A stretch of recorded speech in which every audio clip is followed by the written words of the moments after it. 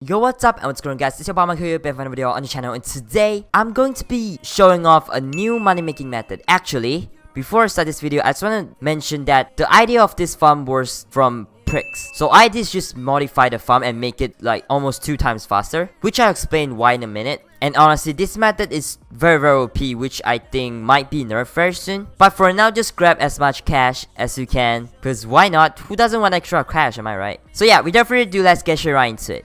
In order to use this as your money making method, what you need is a few simple things which might be hard for beginners to get, but it's not that hard though, to be honest. So yeah, first thing you need is a set of unstable armor, because you need that set bonus, which is sometimes strikes nearby mobs with lightning. You need that for sure. And another main thing to make this work is basically the Raider Axe. And why this thing is so important is because of the perks on this thing, which is earn plus 25 coins from monster kill, and you want that to make you extra cash. Other than that, you also need to put scavenger tree enchant on it, just so you can make more money and make it more efficient. I'm not sure if looting works, but just get it on it just in case, because who doesn't want extra loot from them. So the other thing I find useful is basically the scavenger talisman. I'm pretty sure this thing makes the monster drop more coins. I tested the farm with and without the scavenger talisman, and the difference was quite significant. You can buy the scavenger talisman from the adventurer NPC at the spawn there, which is right here, for I think 10k.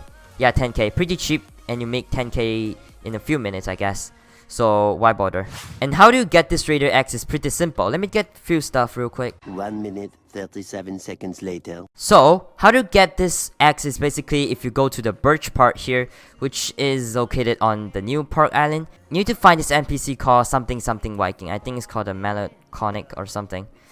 Yeah, melancholic Viking. In order to open the menu of this NPC, you need to help him memorize something, which is very annoying. So next time, just prepare a shopping list or something before you come and meet this guy. He's extremely annoying. So what you're gonna do is you're gonna put water here, which you can get back later, and then you're gonna put the fish here, which you can't get back, so you're gonna sacrifice your little fish there. So you wear the fish head and then just keep splashing it, just keep shifting, and then you hear some splash sound and he'll feel happy. More moments later.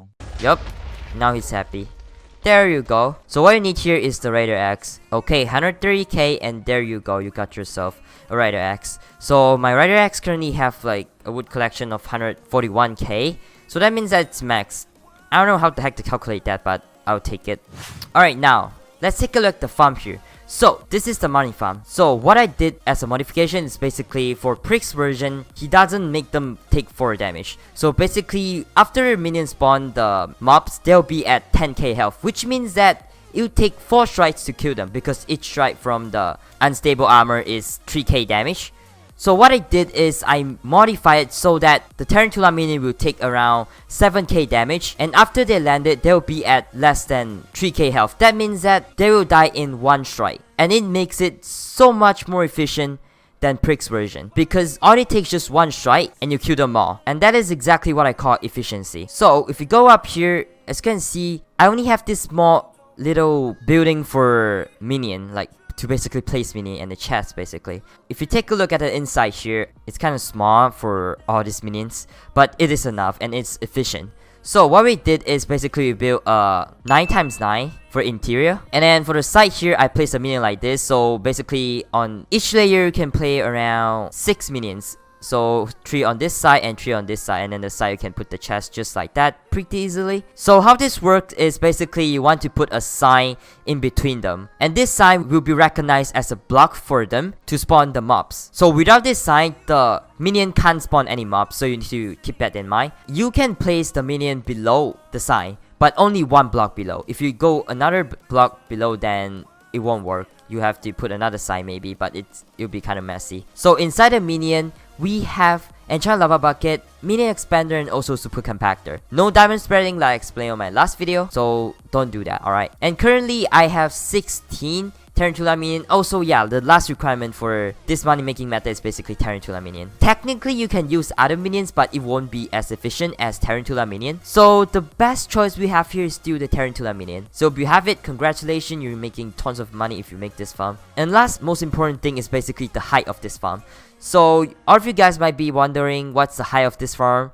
Like, what's the height to make them take 4 damage until they're below 3k health. So the height is around 80 blocks. So if you make them around 80 blocks, then it should be perfectly fine, and that should be right below 3k health. So you can customize it yourself, like you can make it slightly lower than 80 blocks, just slightly, or maybe slightly over than 80 blocks, but just make sure it's around 80 blocks. On down here, we made it 1 block bigger, just so the chance of them dropping out of the box is almost 0. So that should work perfectly fine. And for the hopper system, we just use the hopper as the block that they'll fall onto. So you can just kind of extend your hopper out and then make a hopper system. So far, we have a very small hopper system because we're not done yet. It's just a test. Well, for the bottom here, we set the AFK pool here, which is very different from Prix version, because for Prix version, he set the AFK pool around the farm, which is complete opposite of what I'm doing here. So I set the AFK pool down here just so they won't get attracted and try to climb out the wall, because as you can see, I don't have the tallest wall in the world. It's just like a 3 blocks tall wall, so it's not much of a defense. If I'm AFKing down here,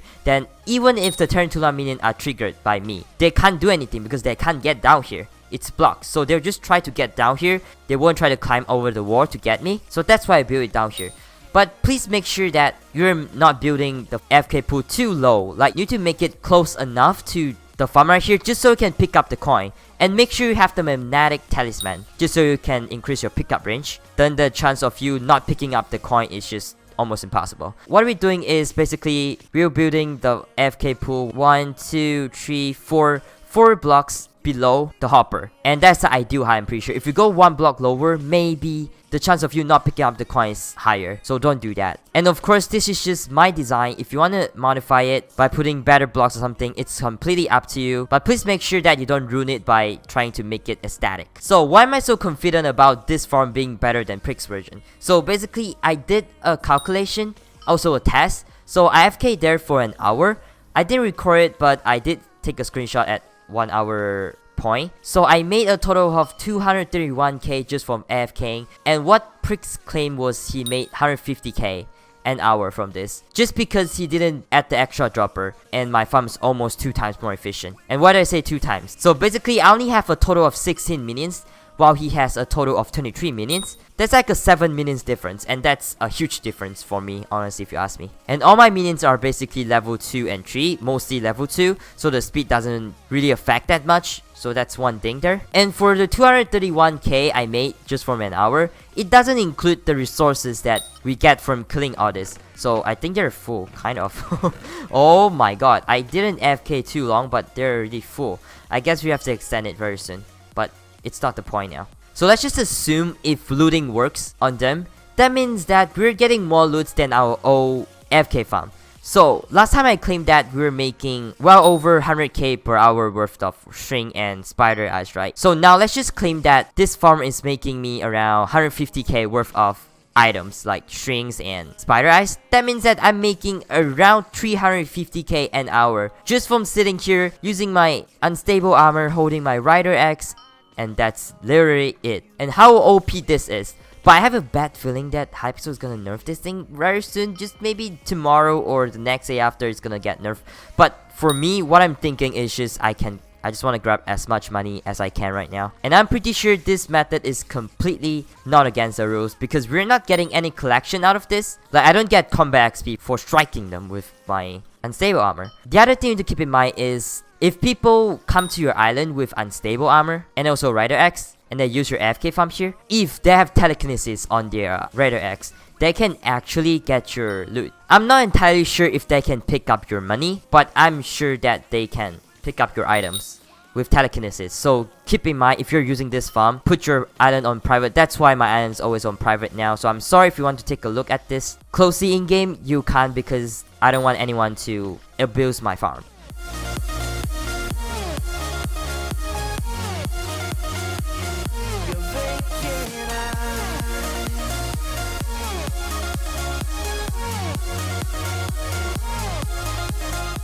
I really don't want the comment section to be full with IGNs, but like, I guess I'll be giving this Raider Axe away in this video, I guess. So if you need this, IGN SN3, I guess. So yeah, anyways guys, thank you so much for watching this video. Hope that this will help you out, and hopefully they don't nerf it so quickly. So yeah, anyways guys, thank you so much for watching this video, and I'll see you in my next video. Peace out and have a nice day.